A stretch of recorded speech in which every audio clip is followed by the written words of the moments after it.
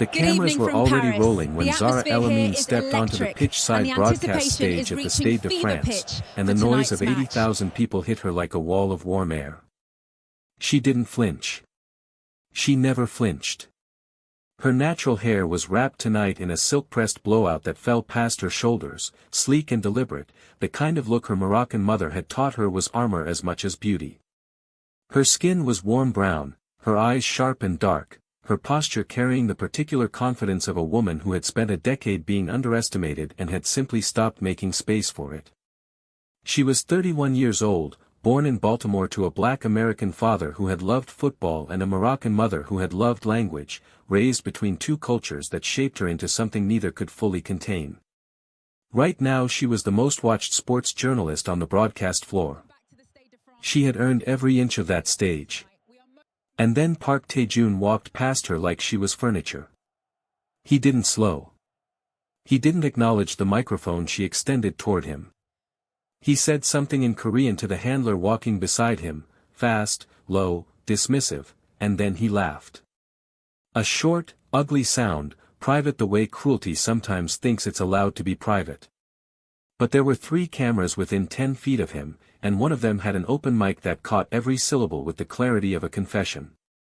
The translation exploded across social media within hours, igniting like a match dropped into summer dry grass. Why did they send the Arab girl? Does she even understand what she's covering? Zara heard it live. Her translator was in her earpiece. Not a muscle in her face moved. Park Tae-Joon was the captain of the South Korean national football team, a man whose face was on billboards across Paris, whose jersey had sold out in 14 countries, who had carried his nation through the World Cup group stages on the kind of brilliant, ferocious play that made opposing coaches lose sleep. He was 34 years old, built with the economy of someone who had never wasted a movement in his life, and in that moment, standing under the floodlights of a Paris stadium with the whole world watching, he had just made the worst mistake of his career. He just didn't know it yet. The clip hit 12 million views before midnight. By the time the Paris morning light was filtering through cafe windows on the Rue de Rivoli, it was at 28 million and climbing. Journalists were debating it in Arabic and English and French and Korean on breakfast television from Casablanca to Los Angeles. The hashtag split the internet like a crack down the center of a wall, some demanding his immediate suspension, others insisting the translation was imprecise, others saying Zara should have turned that microphone around and destroyed him on the spot. Sports commentators who had spent years building shrines to Park Tae-Joon's genius were suddenly very quiet, or very loud, or performing that very careful neutrality that always reveals more than it hides. And Zara? Zara El-Amin finished her broadcast. She delivered her segment with warmth, authority, and the precise elegance that had earned her 3 journalism awards and a following that trusted her above almost anyone else in the business. She thanked her crew. She removed her mic pack. She stepped into the car that was waiting on the Boulevard de la Chapelle. And she said nothing. That silence was what broke the internet first. Her producer, Claire, a French woman from Lyon with pale freckled skin, a head of close-cropped auburn hair, and 12 years in live sports broadcasting that had given her the unshakable composure of someone who had seen everything, leaned across the back seat and looked at Zara the way she always looked at her when she was deciding which version of the truth to lead with. She said, very carefully, "You know I have to ask." "I know," Zara said. "What are we doing?" Zara looked out the window at the Paris night. The Eiffel Tower was lit behind them, gold and indifferent, and the Seine was a dark ribbon below the bridges, and the city moved around their car the way cities always do, continuous, enormous, unconcerned. She said, "We're doing nothing." Claire stared at her. Even in the dim light of the car, Zara could see the confusion pulling at the edges of her expression. "Zara. He called you the Arab girl. On an open mic. At the World Cup. I know exactly what he called me. Then why aren't we?" "Because something is wrong," Zara said quietly, and there was something in her voice that Claire had learned over 12 years to pay attention to, a stillness that meant she had already moved 3 steps ahead of the room. "Something about this doesn't sit right. And I'm going to find out what." That was the answer nobody expected. The world had already written Zara's next move, the viral response video, the scorching open letter, the television appearance where she would finally say what everyone wanted her to say. Nobody had scripted the version where she looked at the moment the world handed her a weapon and chose instead to pick up a magnifying glass. While the public outrage kept climbing, Tae-Joon's world was already fracturing along fault lines he hadn't known were there. His agent called him at 5:30 in the morning, Paris time, with a voice stripped down to its bare functionality. "The clip," he said. "Tell me you've seen the clip." "I've seen it," Tae-Joon said. He was sitting on the edge of his hotel bed in the dark. "Then tell me you understand what's happening." It was a private comment. There was a silence on the line that had a particular shape, the shape of someone deciding whether to be patient or brutal, and choosing brutal. There is no private on a pitch with 11 cameras and 40 microphones. Kia has already called. Their communications director used the phrase, brand alignment review, which means they're leaving. LG sent an email at 3 in the morning, which means they had lawyers up all night. And the Korean Football Association has requested a statement from you by noon, Paris time. His agent took a breath. And that's not the worst of it. Someone leaked footage. Tae-Joon went very still. What footage? From the mixed zone. 3 weeks ago, before the group stage opener. Someone cut it, edited it, to make it look like you deliberately bypassed every female journalist in the corridor. Not just once. Multiple angles, back to back, assembled like a highlight reel of contempt. Like it's not a moment. Like it's who you are. Something cold moved through Tae-Joon's chest. That is not what happened in that corridor. I was pulled aside by the Federation liaison. I never even saw. I know. I was there. But the edit doesn't show the liaison. The edit shows you, walking past women with your eyes forward, over and over and over again, like they're invisible. A pause. Someone made this. Someone had access to cleared broadcast footage before it was released to the archive. Tae-Joon stood up and walked to the window. Below on the Paris street, a small group had gathered already, some with signs, some with cameras, some just standing, watching the hotel facade in that particular way people watch places where the famous are rumored to be hiding. Some of those people, 48 hours ago, had his jersey folded in their closets. This was constructed, he said slowly. The leaked footage, the timing, the framing. Someone needed the clip of me and the journalist to be the match, and this to be the fuel. He didn't say who he was thinking of. He didn't have to. 4 kilometers away, in a hotel room near the Gare du Nord, Zara El-Amin had not slept. She had been on her laptop since 1 in the morning, and what she was looking at was making the story in her head change shape entirely. The account that had first posted the leaked mixed zone footage had no history, no followers, no prior activity, created precisely 60 hours before the incident with her on the broadcast stage. The metadata embedded in the edited video file pointed to a server address she recognized, not from current journalism work but from a deep-dive investigation she had run nearly 2 years ago into a European-registered sports agency that had been quietly purchasing influence across international football through a network of front companies, corrupt federation officials, and media plants. She had published part of that story. She had never been able to publish the rest. The lawyers had moved too fast. She pulled up her archived notes. She cross-referenced the server address. The match was exact. She felt the cold, specific certainty that comes when a story stops being about a moment and reveals itself as a system. Her phone buzzed on the desk. Unknown number. She stared at it for 3 full rings. She answered. Ms. El-Amin. A man's voice. Measured. European accented English, Eastern European maybe, or possibly Scandinavian, she couldn't pin it. You're a very careful journalist. Which is why I'm calling to suggest that you stop being careful in the direction you're currently heading. Who is this? Someone who knows that you've already connected the server.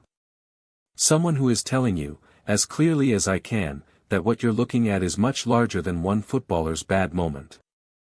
And the people protecting it are not the kind of people who respond well to press inquiries. Is that a threat? A pause that lasted exactly long enough to function as an answer without technically being one. It's a professional courtesy. Get some sleep, Ms. Elamine. The line went dead. Zara set the phone down on the desk. She sat in the particular silence of a Paris night filtered through a hotel window, and she breathed in, and she breathed out, and she called Claire. I need you to pull everything we have and everything you can find on a company called Meridian Voss Sports Group, she said. Do it from your personal phone, not the work system. Use the encrypted drive I gave you after the Milan story. A pause. And Claire, tell no one. Not the assistant producers, not the runner, no one on the floor. Claire's voice, when it came, was very quiet. How big is this? I don't know yet, Zara said. But I think someone tried to use me to destroy him. And I think that means they need me to be angry and distracted and loudly righteous right now. So I'm going to be very quiet instead. Over the next 3 days, as Paris pulsed with World Cup energy and the public drama of the incident kept generating heat, think pieces and counter-think pieces, petition drives, fan forums burning with competing certainties, Zara and Claire worked in near silence, passing encrypted files back and forth, building a picture that grew more disturbing with every layer. They traced the leaked video to a junior broadcast technician who had been recruited through a freelance work forum by a middleman with connections to Meridian Voss. They found evidence of 3 other players across 2 previous World Cup cycles who had been similarly targeted, image destruction campaigns timed to contract negotiations, strategically released footage designed to make them liabilities before they could reject representation offers. Tae-Joon had turned down Meridian Voss 8 months ago, publicly and with the kind of directness that the agency had clearly decided required punishment. The incident on the broadcast stage had been real. His comment had been genuinely thoughtless and wrong. But the machinery that amplified it, weaponized it, and set it on fire, that had been built in advance, waiting for exactly this kind of spark. And then it got worse. Zara's laptop was accessed remotely while she was in a production meeting. She watched the cursor move across her screen like a ghost and killed the connection in time, but the intrusion shook something in her. A man she didn't recognize was in the lobby of her hotel 2 mornings in a row, reading the same newspaper. Her contact inside the French Football Federation stopped returning messages. And then her editorial director in New York, a man who had backed her for 8 years without flinching, called her on the work line and said, in a voice that sounded like someone reading from a script they'd been handed, Zara, I think we need to step back from the Tae-Joon angle. There's legal exposure we haven't assessed. I'm thinking we redirect to a broader cultural piece on Korean football's global rise. Zara held the phone against her ear for a moment. Then she said, tell me who called you. Silence. I'm not going to redirect, she said. And I need you to understand something about the position you're actually in right now. She paused, and the pause was full of something enormous and very calm. Call me back when you've thought about it. She hung up. And in the quiet that followed, something inside her chest cracked open, a door she'd kept shut for a long time, and she let herself go back. Not to Paris. To a different city entirely.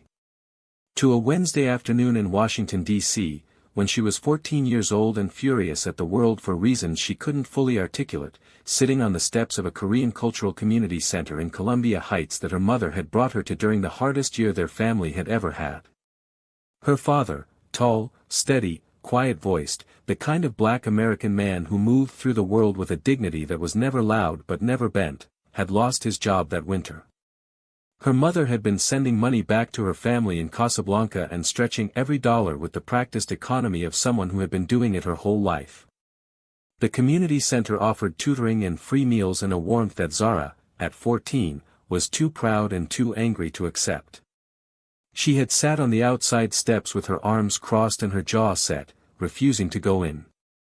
And an older Korean man had come and sat beside her. Not to persuade her. Not to offer anything. He just sat there, in the autumn afternoon light, quiet and unhurried, until the silence between them became comfortable enough to speak into. And eventually he said, in careful English with a soft accent, "The door is open. No one is forcing you through it. But on the other side, there is someone who needs what you carry. You don't know yet what you carry. But you will." She had gone inside. She had met a woman named Dr. Choi who tutored her in English literature for 2 years and wrote the recommendation letter that got Zara into the journalism program that changed the entire direction of her life. She didn't find out until years later who had funded the center. Who had quietly, without announcement, kept it running through 3 financial crises. A retired Korean footballer who had spent the second half of his life pouring his earnings into community infrastructure in immigrant neighborhoods across 4 American cities. Park Tae-Joon's father.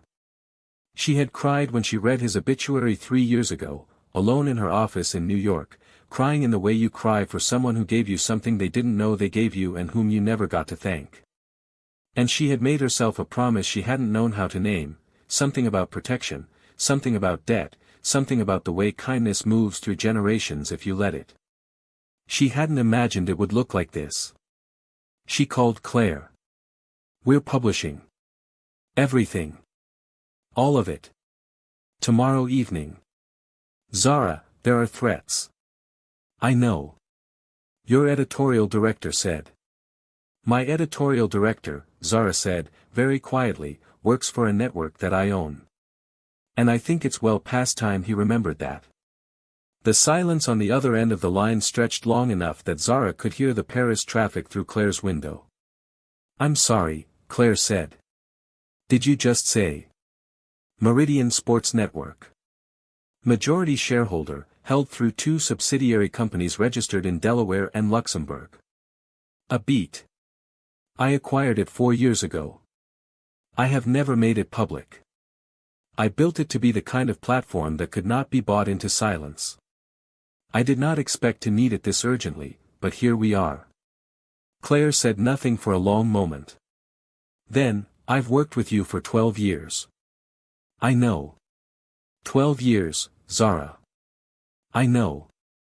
I'll tell you the whole story over wine. A very good bottle. My treat." A pause. "But right now I need you to call the legal team and tell them we're running a 45-minute investigative piece tomorrow at 8 Paris time. And that the editorial director does not have override authority on this one. And that anyone who tries to pull the broadcast will be hearing from the majority shareholder directly." The investigation aired on a Tuesday evening, translated simultaneously into 6 languages, and it moved through the sports world like a current. Zara presented Meridian Voss's operation without flourish or drama, just documents, timelines, source testimony, and the devastating clarity of a journalist who had given the story the time it deserved. The shell companies. The media manipulation playbook. The 3 previous players. The specific 8-month campaign to destroy Park Tae-Joon's reputation after he rejected their representation contract. The recruitment of the broadcast technician. The remote access attempt on her laptop, traced back to a server registered to a Meridian Voss subsidiary. She named names. She showed everything. By the time the broadcast ended, the consortium's managing director was the most searched name in 6 countries. 2 global sponsors had issued statements terminating their association with affiliated events. The French Football Federation announced a formal inquiry. And the Korean Football Association, which had been drafting a disciplinary statement against Tae-Joon for the better part of a week, quietly deleted the draft.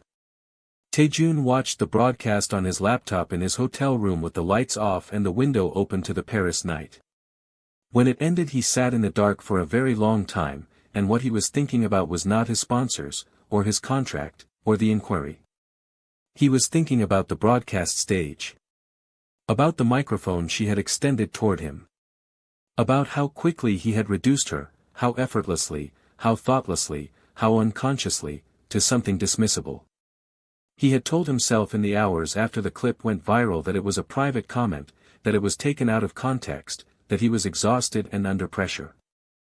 He had told himself a lot of things that week that turned out to be the sound a person makes when they are trying very hard not to be accountable. He didn't call his publicist. He didn't have his lawyers draft something. He found out through the federation which venue Zara was using for her follow-up interviews the next afternoon, and he went there, and he waited outside until her last interview was done, and when she came through the door and saw him standing in the corridor, he didn't reach for any of the prepared language he had been rehearsing. He said, "I owe you something that a press statement cannot pay." Zara looked at him. The corridor was quiet. The arena sounds were distant. She said, "Then pay it. What I said on that stage was wrong. Not wrong because it was recorded. Not wrong because it cost me. Wrong because you were standing there doing serious work and I looked at you and made a choice, in 1 second, without thinking, to not see you. To make you smaller so I didn't have to deal with whatever I was feeling." He stopped. He pressed on. "I have been trying to understand that second. And what I think, what I am fairly sure of, is that I was uncomfortable. Being interviewed. Being seen. And I turned that into something I did to you. And I am sorry. I am telling you I am sorry and I mean it with everything in me." Zara held his gaze for a long time.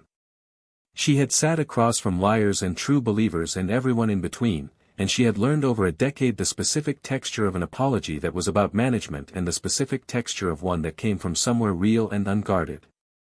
This was the second kind. She said, "I know about your father." He blinked. Columbia Heights.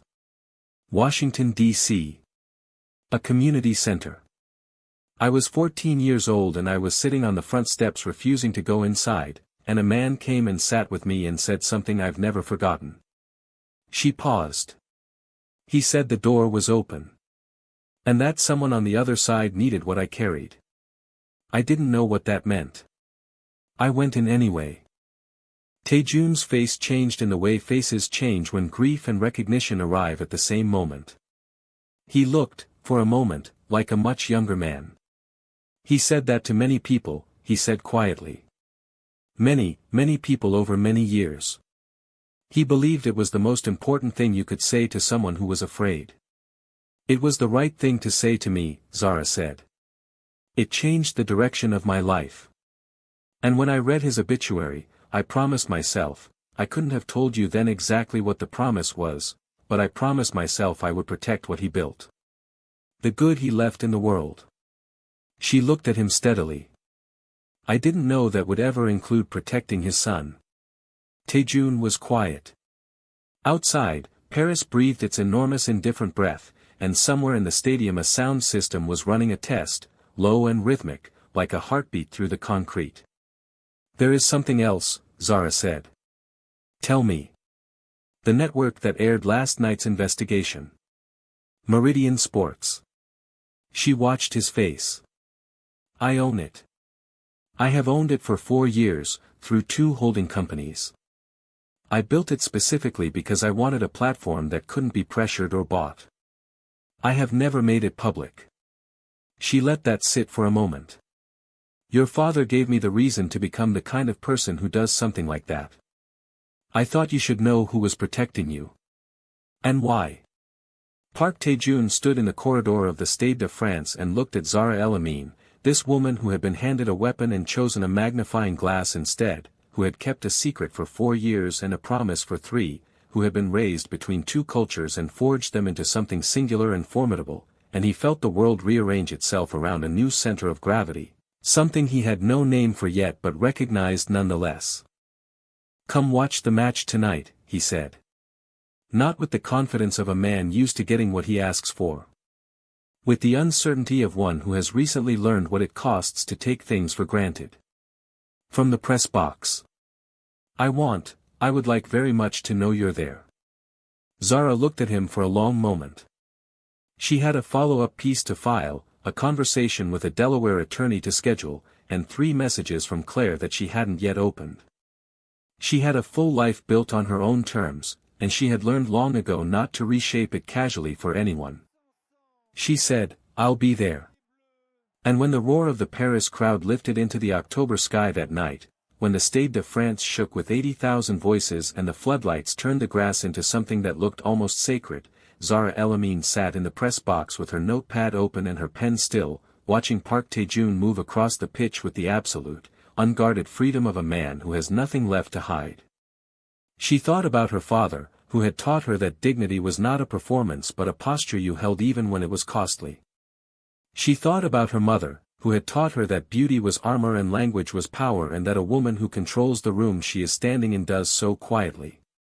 She thought about an autumn afternoon in D.C. and a door that was open and a man who had believed she carried something worth delivering, before she knew it herself. She picked up her pen. She started to write. The story wasn't finished. It was only just beginning.